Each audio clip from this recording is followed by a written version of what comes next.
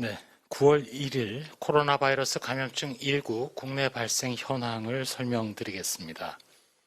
국내 발생 신규 확진자 규모는 222명이고 해외 유입 사례는 13명입니다. 총 누적 확진자 수는 2182명입니다. 신규로 225명이 격리 해제되어 현재 4660명이 격리 중입니다.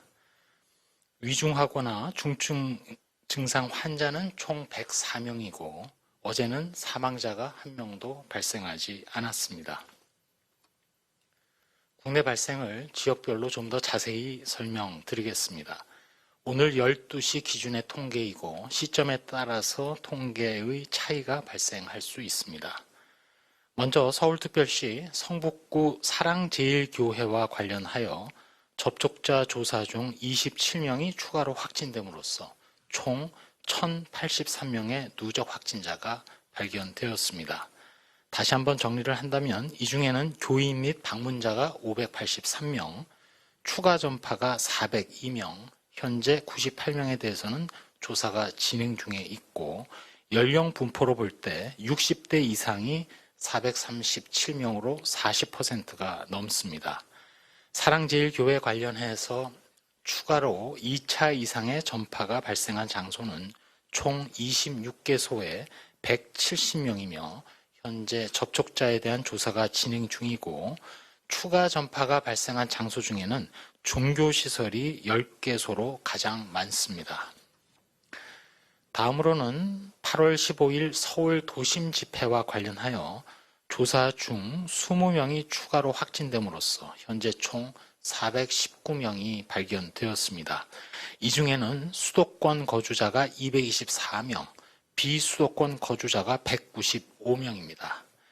8.15 서울 도심 집회와 관련하여 2차 이상의 추가 전파 발생 장소는 총 10개소이고 확진자는 총 113명이며 현재 접촉자에 대한 조사가 여전히 진행되고 있습니다. 추가 전파 시설 유형별로 볼 때 앞서 사랑제일교회와 마찬가지로 종교시설이 8개로 가장 많습니다. 다음으로 영등포구 권능교회와 관련하여 접촉자 조사 중 5명이 추가되어 현재 총 34명의 환자가 확인되었습니다. 이 중에는 대면 예배가 이루어졌고 식사도 이루어진 것으로 현재까지는 파악이 된 상황입니다.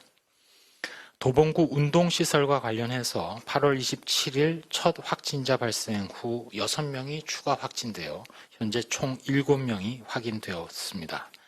다음으로 경기도입니다. 시흥시 음악학원과 관련해서 8월 29일 첫 확진자 발생 후에 현재까지 총 18명의 누적 확진자가 발견되었습니다. 광명시 나눔 놀이터와 관련해서 8월 27일 첫 확진자 발생 후 현재 누적해서 15명의 확진자가 발견되었습니다. 용인시 세빛교회와 관련하여 8월 21일 첫 확진자 발생 후에 접촉자 조사 과정에서 14명이 추가되어 현재까지 총 15명입니다. 다음으로 부산 연제구 오피스텔 모임과 관련하여 2명이 추가됨으로써 현재까지 총 10명의 확진자가 발견되었고 울산의 경우는 남구 지인 모임과 관련해서 8월 30일 첫 확진자 발생 후 현재 누적 확진자는 총 7명입니다. 해외 유입 확진자는 13명이며 추정 유입 국가로 볼 때에는 아프리카가 4명, 그리고 중국 외에 아시아가 6명이고 이 중에는 인도네시아가 3명으로 가장 많습니다. 현재 사망자 및 위중 중증 환자 중에는 총 104명의 위중증 환자가 발생한 상황입니다. 코로나19 방역 대책을 편 이래 위중증 환자가 100명이 넘어 세 자릿수가 된 것은 이번이 처음입니다.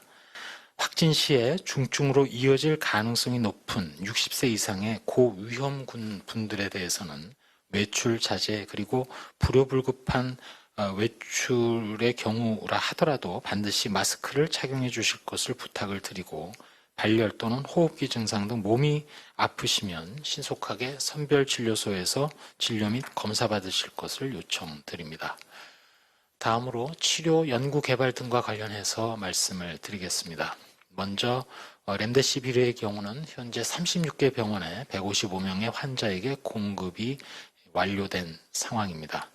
또한 코로나 백신 치료제 개발을 위해서 생물안전시설 내 3등급에 해당하는 BL3 활용과 관련해서 현재까지 총 9개 기관으로 하여금 연계 사용이 가능하도록 조치되었음도 말씀드립니다. 혈장치료제와 관련해서는 총 1696명이 완치자께서 참여 의사를 밝혀주셨고 실제로 혈장 공유가 완료된 규모는 1274명입니다. 모든 혈장 공유 참여 의사를 밝혀주신 분 그리고 혈장을 실제로 공유하는 데 실행해 주신 모든 분들께 거듭 감사드립니다.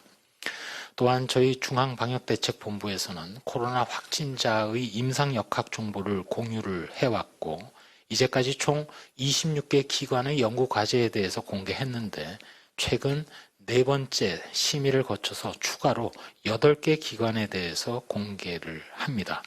앞으로 이루어질 연구는 합병증에 대한 것, 그리고 예후에 대한 것, 특별히 여성의 생애 주기별 코로나19 감염에 따르는 임상 분석 등에 대해서 연구가 진행될 예정으로 있습니다. 다음으로는 생활방역과 수칙에 대한 부분입니다. 먼저 안전신문고를 행정안전부에서 운영하고 계신데 지난 3일간 안전신문고에 총 1862건이 신고된 상황입니다. 이 중에 실제로 방역수칙을 위반한 건은 1189건으로 주요 사항으로는 주말에 모델하우스의 경품 행사 시 50명이 넘는 사람들이 밀폐된 공간에 모였다는 신고, 그리고 고객과 접촉이 빈번한 보험 설계사분들이 매일 아침 마스크를 착용하지 않은 채 또 거리 두기가 미흡한 상태로 회의가 이루어졌다는 등 신고 접수되었음을 말씀드립니다. 특별히 지난 3일간 행정조치 위반이 총 615건이 신고되었는데 이 중에 가장 많은 것이 교회에서 이루어진 대면 예배와 관련된 신고가 279건으로 45.3%를 차지하고 있는 상황입니다. 모든 교회에서는 감염 확산 방지를 위해서 부디 비대면 예배를 실시하여야 하고 실시해 주시기 바랍니다. 또한 모든 대면 모임과 행사, 단체 식사를 하지 않는 등 사회적 거리 두기 2단계의 행정조치 이행에 적극적으로 협력해 주실 것을 요청드립니다. 마지막으로 몇 가지 말씀 올리도록 하겠습니다. 현재 전 세계적으로 또 공식적으로 코로나19 환자가 2,500만 명을 넘어섰고 우리나라도 2만 명을 넘어섰습니다.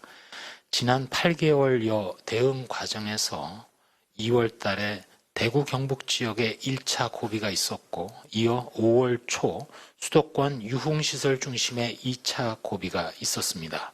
지금 가장 위험한 세 번째 고비 중에 우리들이 있습니다. 그러나 지금이 그 위험한 고비의 서막일지 또는 한가운데일지 아직은 누구도 장담하기 어려운 상황입니다.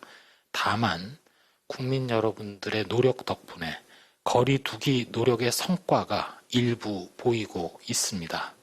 이번에도 단합된 전체 국민들의 참여로 이겨낼 수 있다는 희망을 갖게 되고 또 한 분 한 분께 감사한 마음을 가지게 됩니다.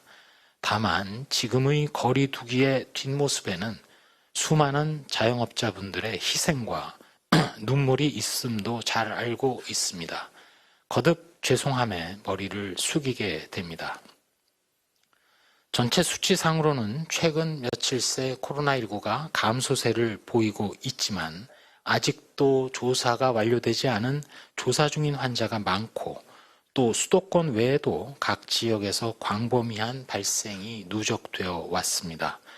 또한 가장 안타까운 것은 앞으로 시차를 두고 위중증 환자와 사망자 규모가 당분간 큰 폭으로 증가될 것으로 예측이 됩니다. 현재는 여전히 위기이긴 합니다. 공중보건 측면에서, 그리고 사회 안전과 경제적 측면에서도 그렇고 전국적으로도 위기 상황이긴 합니다.